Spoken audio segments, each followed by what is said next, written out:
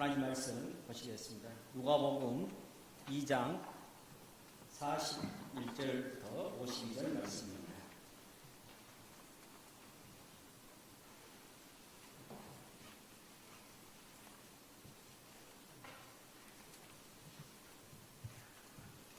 저와 여러분들이 한 절씩 읽어보시고 52절까지 읽겠습니다. 그의 부모가 해마다 6월절이 되면 예루살렘으로 가더니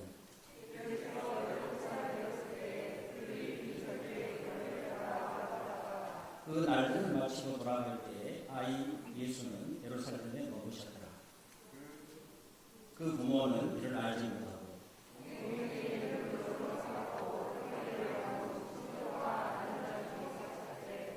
만나지 못하며 찾으면서 예루살렘에 돌아갔더니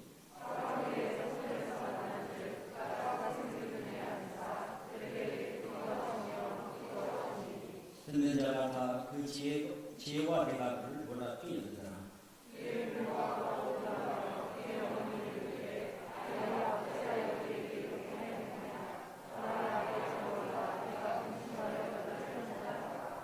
예수께서 이르시되 어찌하여 나를 찾으셨나이까? 내가 내 아버지 집에 있어야 될 줄을 알지 못하셨나이까 하시니 예수께서 함께 내려가사 나사렛에 이르러 순종하여 받으시더라. 그 어머니는 이 모든 말을 마음에 듭니다. 예수는 지혜와 키가 자라나며 하나님과 사람에게 더욱 사랑스러워 하시더라. 아멘. 제가 10년 전쯤 와서 설교를 한번 한 것 같아요. 그때도 성도들께서 굉장히 젊으셨는데 지금도 이렇게 여전히 젊으십니다. 목사님이 아주 이렇게 젊은 목회를 하시니까 이렇게 교인들께서도 이렇게 젊은 아주 한국교회의 꿈이 있는 그런 교회입니다. 오늘 그 말씀을 통해서 어떻게 하면은 진짜 사랑받는 자녀, 행복한 자녀를 우리가 키울 수 있을지 좀 생각해 보려고 합니다. 9월 10일은 세계보건기구가 정한 세계 자살 예방의 날입니다. 세계보건기구는 생명의 소중함과 전 세계적으로 증가하는 자살 문제의 심각성을 알리기 위해서 2003년부터 9월 10일을 세계 자살 예방의 날로 정하고 이렇게 지키고 있습니다. 우리나라는 2020년 기준으로 자살률이 인구 10만 명당 자살하는 사람의 비율이 23.5명으로 OECD 국가 중에 1위를 차지했습니다. 다른 그 OECD 국가보다 거의 2배 이상이 높은 이런 수치입니다. 하루 평균 36.1명이 스스로 생을 나가고 있습니다. 한 해 동안 죽은 사람이 자살을 죽은 사람이 13,195명입니다. 특별히 남자가 여자보다 2배 더 높고 연령별로는 50대가 가장 높고 거의 그 연령대가 증가할수록 더 자살률이 높았습니다. 10대, 20대의 자살률은 28%로 전체 자살 그 비율의 3대 1 정도가 이렇게 되고 있습니다. 또 자살 시도자도 20대가 가장 높았고 40대 그리고 30대 순으로 이렇게 나타나고 있습니다. 자살 동기는 10대, 20대는 정신적 어려움, 30대, 50대는 경제적 어려움, 60대 이상은 육체적 어려움을 이렇게 보고가 되고 있습니다. 이와 반면에 2022년 세계 행복지수 순위가 발표되었는데 전 세계 149개 국가 중에서 가장 행복한 국가 1위는 핀란드이고 우리나라는 59번째였습니다. 참고로 58위는 그리스이고 60위는 필리핀입니다. 일본은 54위로 이렇게 나타나고 있습니다. 우리나라는 2022년 기준으로 선진국이라고 지표하는 이 기준 GDP 경제 성장률 순위가 한국이 12위입니다. 그리고 세계 1인당 GDP 순위는 29위입니다. 이것은 우리나라가 그만큼 세계적으로 부강한 나라이고 경제적으로 굉장히 잘 사는 그러한 나라라고 말할 수 있습니다. 그러나 자살률로 보면은 우리나라 행복 지수는 후진국 수준이라고 이렇게 말씀드릴 수가 있습니다. 이러한 어렵고 힘든 그런 우리 사회 속에 우리 자녀들이 어떻게 하면 사랑받고 또 행복한 자녀로 자랄 수 있을까? 그 문제는 아마 여러분들의 그 문제이고 저도 마찬가지고 저희 아이들도 이미 다 이제 장성했는데 여전히 자녀들이 어떻게 하면은 행복한 자녀로 자랄 수 있을까? 또 살아갈 수 있을까? 그런 문제에 고민하게 됩니다.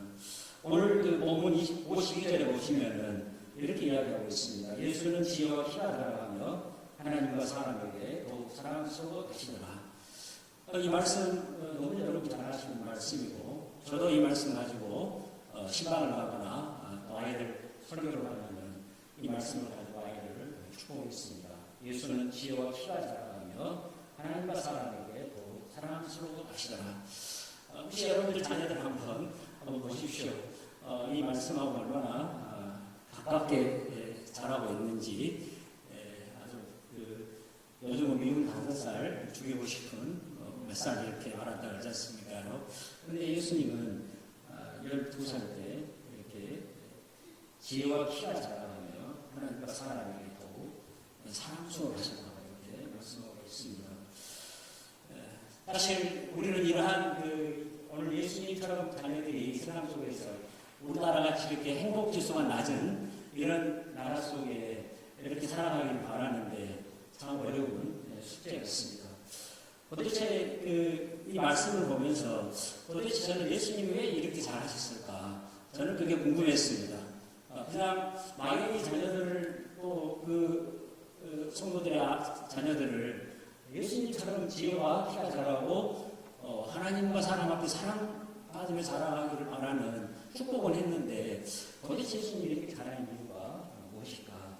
저는 이게 고민이었습니다. 그래서 오늘 저는 말씀을 통해서 이것을 나누고자 합니다.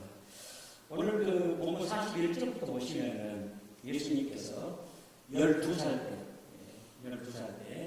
예루살렘에 유월절 지키러 올라간 사건을 기록하고 있습니다. 이 사건은 사실 공마복음 중에서 사복음서 중에서 예수님이 12살 때 일어난 일을 기록하고 있는 본문은 누가복음밖에 없습니다. 다른 복음들은 마태복음은 어렸을 때 행적이 잠깐 나오고 다른 마가나 요한복음은 이제 공생애를 시작하면서의 예수님의 사역에 대해서 소개하고 있는데 유일하게 누가복음 이 본문이 예수님의 12살 때 모습을 말씀하고 있습니다. 사실 유대인들은 13살이 되면은 성인식을 하고 이제 성인으로 이렇게 기부합니다. 그리고 12살이면은 이제 성인이 되기 위한 훈련, 준비 훈련을 이렇게 한다고 합니다.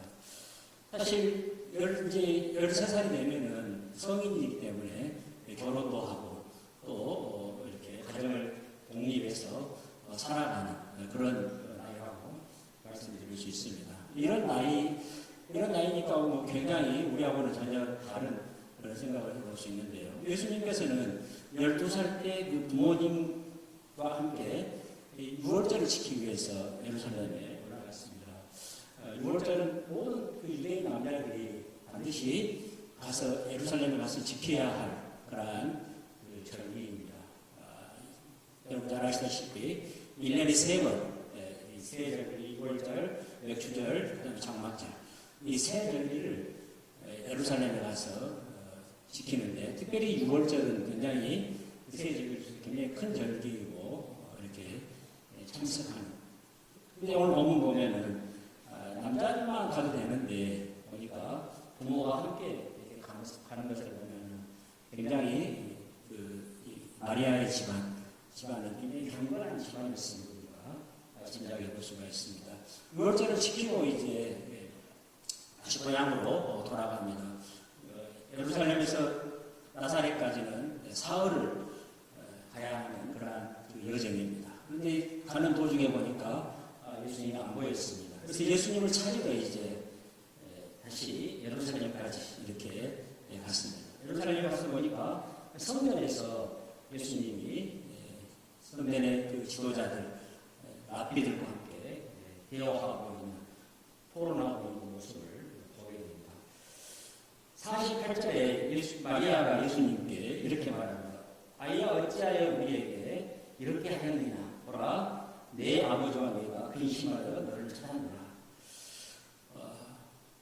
정말 깜짝 놀랐잖아요. 지금 자식을 잃어버렸는데, 자식 좀 한번 잃어봤어요. 잃어봤는데, 갑자기 눈앞이 캄캄해지고, 아무것도 힘에 벌렁벌렁 뛰는데, 그리고 한국 사람, 외국에서 자기가 갑자기 사라졌는데, 얼마나 놀랐겠습니까? 그런데 지금 마리아의 심정이 그런 심정인 것입니다. 그때 예수님은 너무 태어납니다. 해 죽이고 싶지 않겠습니까? 어찌하여 나를 찾으셨나이까? 어찌하여 나를 찾으셨나이까? 신경 쓰지 말라고 하는 지금 사춘기를 겪고 계신가 예수님이 어찌하여 나를 찾으셨나이까? 내 삶 가져가지 마라 하고 지금 예수님이 말씀하고 있습니다. 내가 내 아버지 집에 있어야 될 줄을 알지 못하셨나이까? 내가 내 아버지 집에 있어야 할 줄을 알지 못하셨나이까?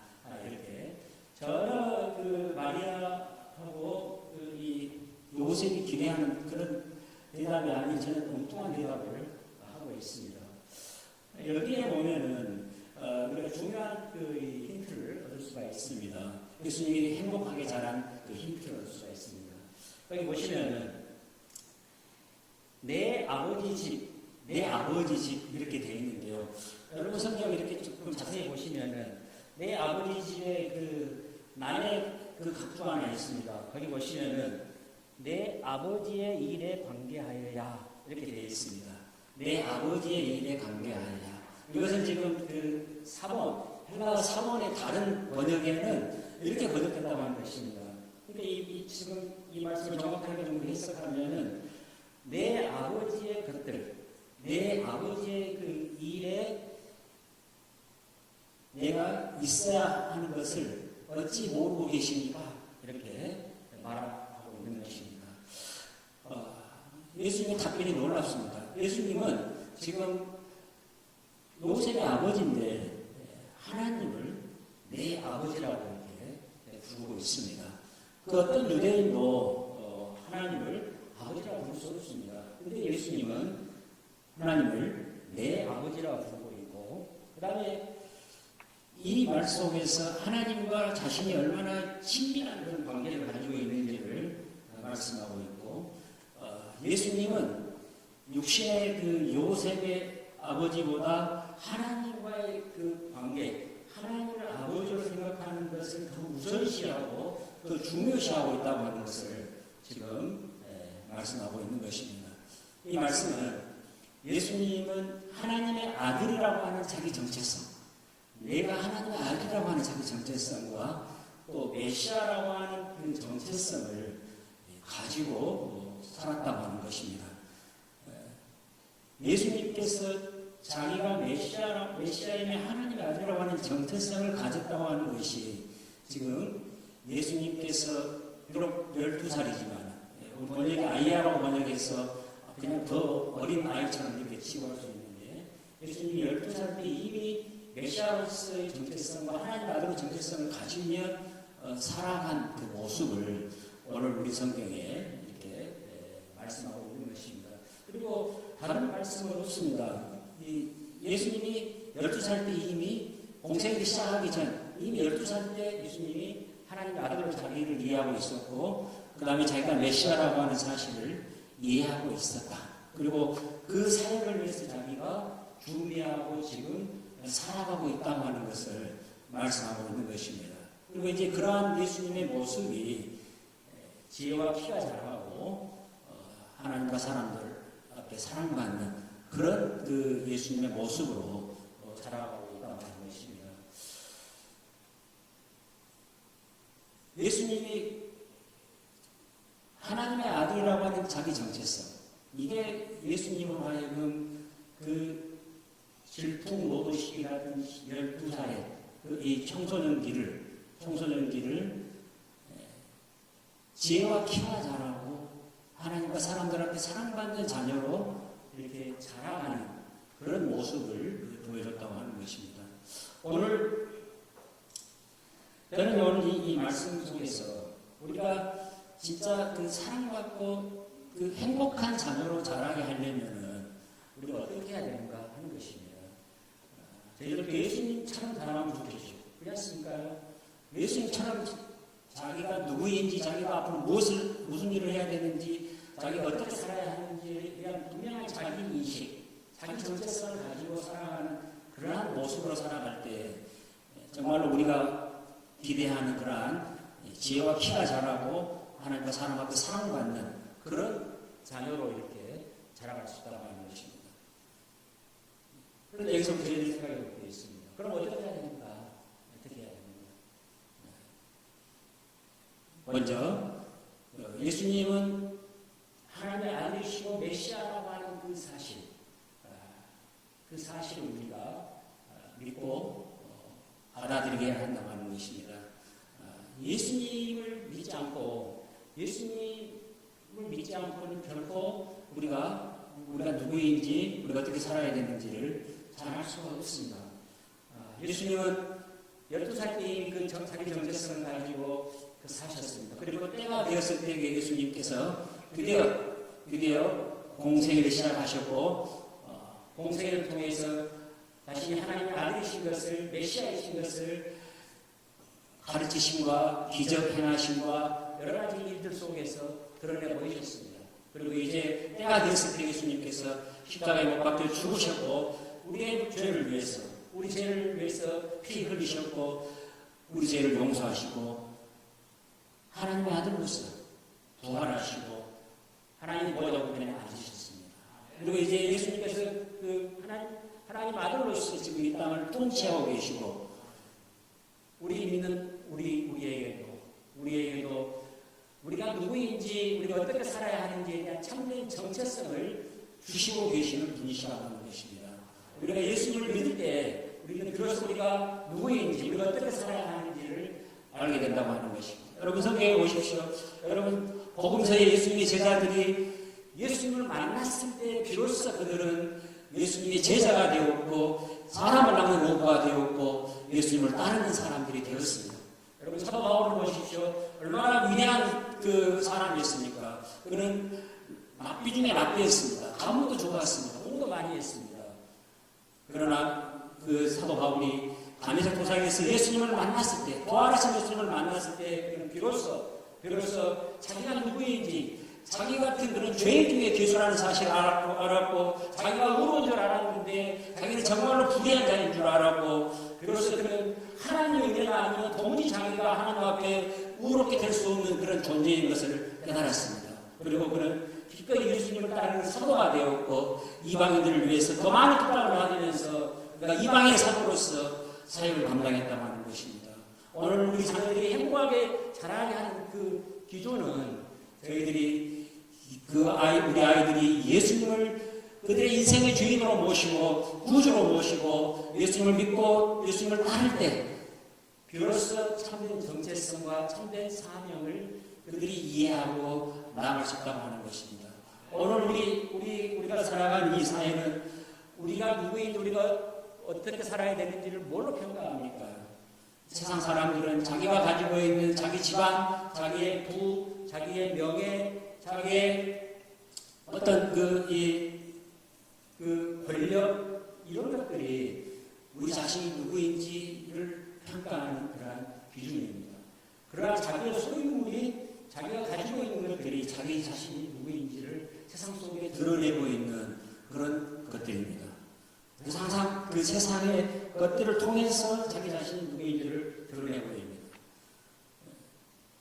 그리고 그러한 사람이 되도록 하기 위해서 수단과 방법을 가리지 않고 자녀들을 어렸을 때부터 공부를 시키고 그 세상이 만들어 놓은 그 길, 세상이 성공이라고 말하고 훌륭한 사람이라고 말하고 유능한 사람이라고 말하는 그 기준을 향해서 우리는 어렸을 때부터 아이들 그 길로 이렇게 가게 만들고 있지 않습니까? 아빠 찬스, 엄마 찬스 써가면서 그 아이를 교육하고 또 그 아이들이 할 수가 있으면 세력을 만들어내고 이걸 통해서 그 아이들이 그러한 그 기준들을 이렇게 하나씩 이루어가면서 그 목표에 도달하도록 하고 있다고 하는 것입니다. 그리고 그렇게 올라섰을 때 그것이 바로 그들의 정체성이고 그들이 그 해나가는 그들의 능력이고 그들의 그 사명이라고 이렇게 생각한다고 하는 것입니다. 그러나 성경은 결코 그렇게 말하고 있지 않습니다. 성경은 우리가 진짜 누구인지는 우리가 예수 그리스도 안에서 하나님이 우리에게 베풀어 주신 것들, 하나님이 우리를 통해서 그 일하고 계시는 그 하나님의 자원과 하나님의 능력과 그 하나님의 은혜가 우리가 누구인지, 우리가 무엇을 살아야 하는지, 어떻게 살아야 하는지를 결정짓게 하는 바로 우리의 정체성의 그 기준이라고 하는 것입니다. 그러나 우리는 늘 세상적으로 이렇게 키우려고 합니다. 세상 방식으로 키우려고 하고 세상의 기준에 맞춰서 자기 자녀들을 양육하려고 합니다.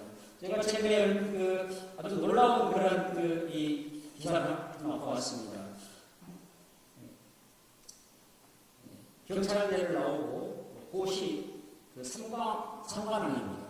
입법고시, 행정고시, 사법고시를 합격했습니다. 정말로 유능한 인재입니다. 누구나 하나도 하기도 힘든 고시를 3관왕을 받았습니다. 그런데 그렇게 유능한 사람이 상습적인 성범죄, 불법 촬영하는 그런 일들을 하다가 자기 모든 직책도 다 잃어버리고 그때야 이제 법정에서 구속됐다는 기사를 했습니다.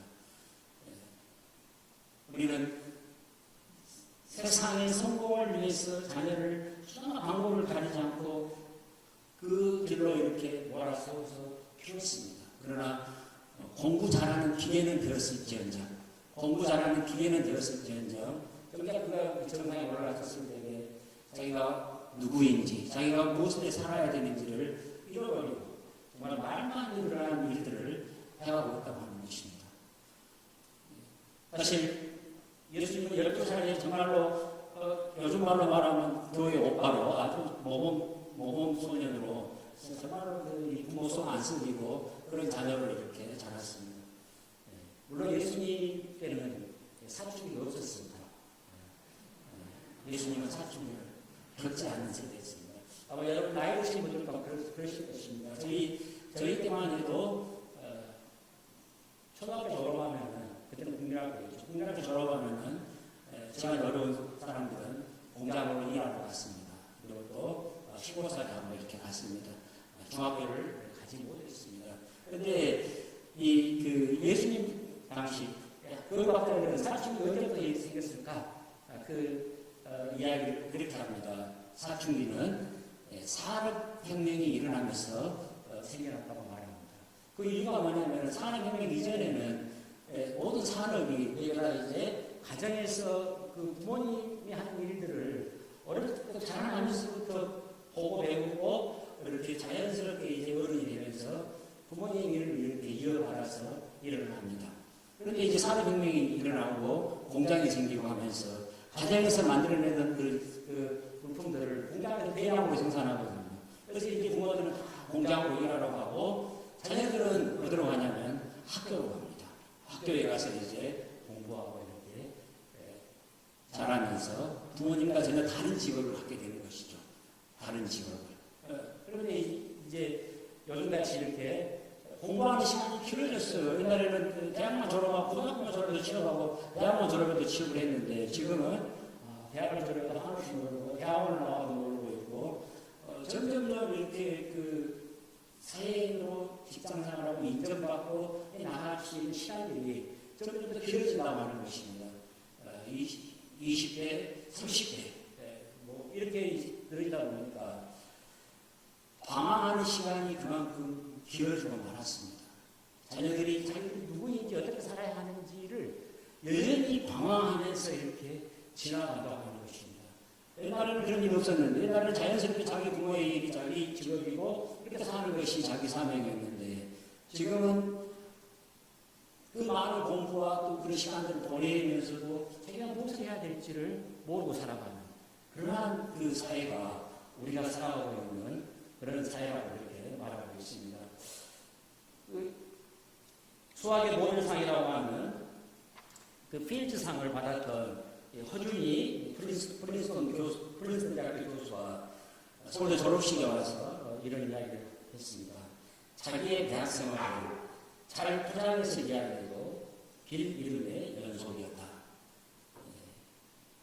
똑똑하면서 건강하고 성실하기까지 한 주위 수많은 친구들을 보면서 나 같은 사람은 뭘 하며 살아야 하나 고민했다. 이분은 대학 생활을 하면서까지도 자기가 무엇을 해야 될지 어떻게 살아야 될지를 모르고 살아가는 것입니다. 다행히 좋은 선생님을 만나서 진짜 자기가 잘할 수 있는 분야를 찾았고 그 일을 위해서 그가 살 수 있게 되었습니다. 그리고 수많은 그 수학의 난제들을 해결하고 수학의 필드상을 이렇게 받았던 것입니다. 저는 이 이야기를 들으면서 자녀를 양육하는 데 있어서 제일 중요한 것은 부모가 생각하는 세상 사람을 생각하는 그 성공의 기준 거기에 맞춰놓고 자녀들 그 길을 가도록 이렇게 다그치고 교육할 것이 아니라 전혀 다른 길이라 할지라도 진짜 자녀가 행복해하고 잘할 수 있는 일, 그 일을 위해서 우리가 투자하고 또 그 길을 함께 고민하면서 찾고 또 그 일을 위해서 기도하고 하나님께서 그 일을 통해서 이 아이가 자기 재능, 하나님 주신 재능들을 발휘하고 또 사람들을 즐겁게 하고 하나님을 영화롭게 하고 살아가도록 만드는 것이 우리가 자녀들이 해야 될 가장 중요한 일, 최선의 일이 아닌가 생각합니다. 여러분 자녀를 어떻게 키우시겠습니까? 제가 그 광계 그 교회에서 고등부를 맡고 있습니다. 고등부를 맡고 있는데 물론 그냥 저는 지도 목사입니다. 고등부를 맡고 있는데 고3 교회를 안 나옵니다. 교회를 안 나와요.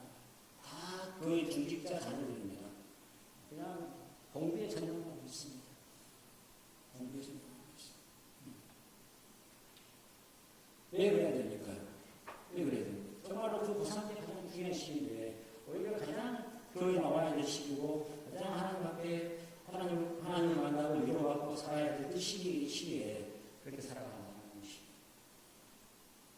저희들이 해야 될 가장 최선의 일, 우리가 자녀들이 예수님을 만나고 예수님 안에서 그들의 신앙의 그 바른 정체성을 가지고 살아갈 수 있도록 우리가 말씀으로 돕고 기도로 돕고 또 함께 그 길을 찾아나갈 수 있도록 하는 그 일이 오늘 예수님처럼 비록 12살이지만은 지혜와 키가 자라고 하나님과 사람 앞에 사랑받는 그런 자녀로 우리가 키울 수 있다고 하는 사실입니다.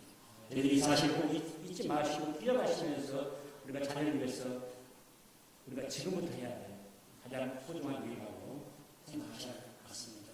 두 번째로 오늘 우리는 예수님의 이렇게 그 멋진 사람으로 자라게 한 두 번째 이유를 찾아보고자 합니다. 오늘 본문에 보시면은 예수님은 어렸을 때부터 부모님을 따라서 예루살렘 성전에 가고 또 그 절기 행사에 참여하고 하나님을 경배하고 살아가는 그런 사람이었습니다. 이 말씀을 무슨 말이냐면은 제가 올해 그 초부터 읽고 있는 책 중에 하나가 리추얼의 힘이라고 하는 책이 있습니다. 리추얼의 힘.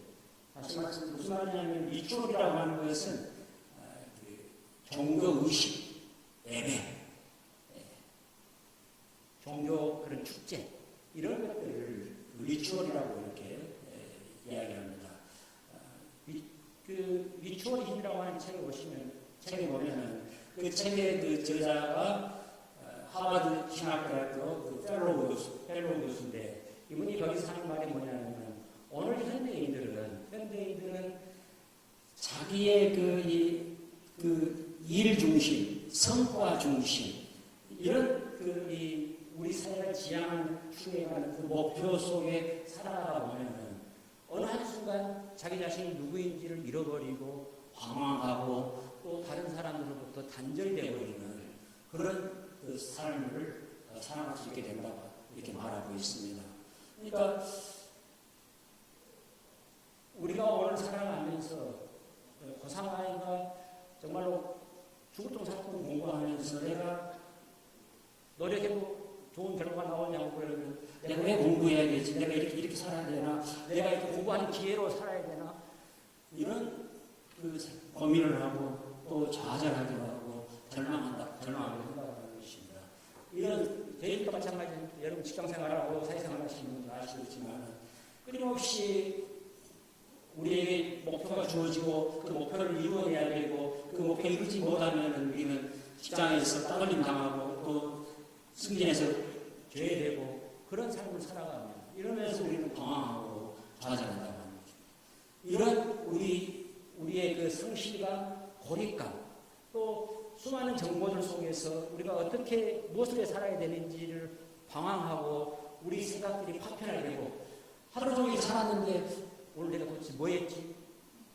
돌아보면 뭐 그냥 하는 일 없이 그냥 덤벙덤벙 간 것 같은 느낌들 이게 이제 우리 삶이 파편화되어 있는 증거들이죠. 이렇게 살아가는 이러한 것들을 회복하기 위해서 우리에게 필요한 게 뭐냐 했을 때에 이 저자는 리추얼이 필요하다고 말합니다. 리추얼. 초대교회의 그 성도들의 신앙은 머리에 들어있는 지식이 아니었습니다. 예수님에 대한 지식이 아니었습니다. 그때의 신앙을 라틴어로 하비투스라고 합니다. 하비투스. 영어로 헤빗, 습성, 기질. 그러니까 자기 그 의식 속에서 계속해서 우리의 그 일들, 행동이 반복됨을 통해서 습관화됨을 통해서 우리의 무의식의 세계까지 들어와서 우리의 기질처럼 이렇게 자리 잡고 있는 것. 그게 신앙이라고 이렇게 말한다는 것입니다. 여러분들 세상 사람을 이렇게 깜짝 놀라고 그러면은 오 마이 갓 그랬습니까? 오 마이 갓. 저는 그게 그냥 뭐 하나님 욕되는 그 호칭이다 이렇게 생각하지 않습니다. 자기도 모르게 무의식 속에서 오 마이 갓 하고 외치는 거예요. 오 하나님 이렇게 지금 하라고 있는 것이죠. 무의식 속에서 툭 튀어나오는 것이죠. 그런데 예수님은 어렸을 때부터 이 부모들이 이 추월을 통해서 그 신앙을 습관화시켜서 예수님을 키우셨다고 하는 것입니다. 그러니까 이렇게 해마다 6월절 되면 부모를 따라서 성경에 올라가고 하는 모습을 이렇게 기록하고 있는 것입니다. 저희 자녀들이 진짜 사랑받고 행복한 자녀로 키우려면 신앙의 정체성만 가지고 부족합니다. 그 신앙의 정체성은 우리가 끊임없는 그 반복적인 그 습관을 통해서 습관적인 그 이 예배를 통해서 우리의 그 이 신앙 훈련을 통해서 유지돼야 된다고 하는 것입니다. 그래야만 바로 잘할 수가 있습니다. 그 제임스 스미스라고 하는 이 미국 켈빈 신학교의 그 교수님이 하나님 나라를 영화하라고 하는 책을 썼습니다. 그 책에 보면은 우리의 신앙이 진짜 우리 삶이 되고 우리가 바뀌려면은 신앙이 습관화되어야 된다고 말합니다. 우리 신앙이 계속해서 반복되고 습관화될 때에 어느 순간 우리 머릿속에 있던 우리의 이 신앙적 그 신앙이 우리의 무의식 속으로 이렇게 내려오게 되고 그 속에서 이제 자리 잡고 나도 모르게 그런 행동을 하고 반복적인 일들을 한다고 하는 것입니다. 저녁 7시네 교회 가야지. 교회 가서 예배 드려야지. 이런 이제 그 자기가 모르는 자기 몸이 반응하고 그렇게 하는 그게 바로 그 루틴이라고 말하고 있습니다. 루틴. 이 리추얼. 그래서 이 리추얼을 통해서 우리는 끊임없이 우리의 신앙 생활들이 계속해서 유지되어지고 반복됨을 통해서 우리의 그 정체성이 유지된다고 하는 것입니다. 여러분들 이 우울증은 영혼의 감기라고 말합니다. 그런데 이것은 어느 순간 우리에게 찾아옵니다. 특별히 이제 여러분 잘 아시다시피 산후 우울증 말하고 또 갱년기 우울증 이렇게 말하기도 하고 남자들도 이 우울증을 겪는 것 같습니다. 제 친구 목사님도 상당히 이 우울증이 심해가지고 옥회하는데 어려움을 겪고 있는 목사님을 봤습니다. 공황장애라고 말하더라고요. 그런데 바로 그러한 이 증세들이 제가 볼 때는 정체성의 혼란으로 오게 되는 것입니다. 출산을 함을 통해서 이제 새로운 생명이 자기 가족 안에 들어왔고 남편과 아내와의 관계, 그 다음에 부부와 또 자녀와의 관계, 이런 관계를 이렇게 바르게 세워내고 또 엄마 아빠로서 이렇게 자녀를 양육하고 해야 되는데 이 관계들이 잘 정리가 안 되는 거예요. 해결이 되는 거예요. 그래서 산후우울증이 오게 되고 그 다음에 이제 갱년기 우울증 같은 경우에는 자녀들 그동안 자기 품 안에서 다 키웠는데 이제 다 떠나고 빈집이 되고 그동안 자녀들에서 살았는데 이제 누구를 위해 살지? 남편이 위해서 살아야 되나? 이런 생각을 하면서 갱년기 우울증을 겪게 되는 것입니다. 바로 관계의 변화가 일어났을 때 그것들을 제대로 이렇게 잘 세워나가지 못하는 그런 상태가 바로 우리로 하여금 정체성의 혼란을 갖게 된다고 하는 것입니다. 이러한 정체성의 혼란을 회복하려면은 리추얼의 힘에서는 먼저 하나님과의 관계를 회복하라고 말합니다. 하나님과의 관계를 회복함을 통해서 자기 자신이 누구인지 자기가 진짜 지금 하고 있는 일이 힘들지만 내가 왜 일을 해야 되는지 어떻게 살아야 되는지 이를 우리가 그 속에서 정리할 수가 있게 되고 그 다음에 가족과의 관계를 회복하라고 말하고 있습니다. 요즘은 하도 SNS 때문에 가족들이 모여도 다들 자기 방에서 야 밥 먹자 하면서 말 안 하죠. 문자로 보내지 않습니까? 문자로 안 먹으러 나와라. 텔레비도 같이 안 보잖아요. 스마트폰으로 보는 대화가 단절돼 버린 이런 속에서 저희들이 할 수만 있으면은 함께 밥 먹고 또 함께 그 속에서 우리 삶을 함께 나누고 그게 필요하다고 하는 것입니다. 교인과도 마찬가지입니다. 할 수만 있으면 우리가 예배 나와서 공동체 안에서 함께 우리의 신앙의 어려움들을 함께 나누고 기도하고 함께 우리 자신들을 격려하고 세워주고 바로 그러한 일을 통해서 우리는 비로소 우리가 누구인지 어떻게 살아야 하는지 우리가 회복하면서 나아갈 수가 있는 것입니다. 사랑하는 성도 여러분들, 오늘 예수님이 이와 같이 지혜와 키가 자라고 하나님과 사람 앞에 사랑스러워 했던 것은 그분은 하나님의 아들로서 메시아로서 분명한 정체성을 가졌을 뿐만 아니라 그 정체성을 리추얼을 통해서 끊임없는 그 예배와 그 종교 그 행위를 통해서 유지하고 더 분명하게 해 나갔다는 사실입니다. 오늘 우리 자녀들도 마찬가지입니다. 저희들도 마찬가지입니다. 우리가 진짜 행복하게 살아가려면 우리가 하나님 앞에서 사는 것뿐만 아니라 사람들 앞에서도 인정받고 칭찬받고 존중받으며 살아가려면 우리가 먼저 하나님 앞에서 우리 자신들이 누구인지 내가 왜 살아야 하는지를 우리가 돌아보고 그런 사람이 되도록 우리가 주님의 은혜를 더 사모하고 그리고 공동체 안에서 함께 예배하면서 그 삶을 함께 나누고 함께 격려하고 세워나갈 때 비로소 우리는 예수님처럼 이렇게 멋진 사랑받는 그런 사람으로 살아갈 수 있다는 것입니다. 모쪼록 우리 자녀들도 그러한 자녀들로 우리가 양육하고 키워나가시기를 주의 이름으로 축원합니다. 기도하시겠습니다. 하나님 감사합니다. 오늘 예수님께서 지혜와 키가 자라며 하나님과 사람들 앞에 사랑스러워하셨던 그 모습들을 저희들이 생각하며 저희들이 우리 자녀들이 지혜와 키가 자라고 하나님과 사람들 앞에 사랑받는 그런 사람들로 살아가기를 저희들이 기도하며 바랍니다. 주께서 저희들을 축복하시고 우리가 날마다 주님의 은혜를 생각하며 주님 사랑할 수 없으시고 우리가 날마다 주님을 예배하며 하나님과 살아가는 복된 인생들 되도록 은혜 베풀어 주시옵소서. 이 모든 말씀 예수님의 이름으로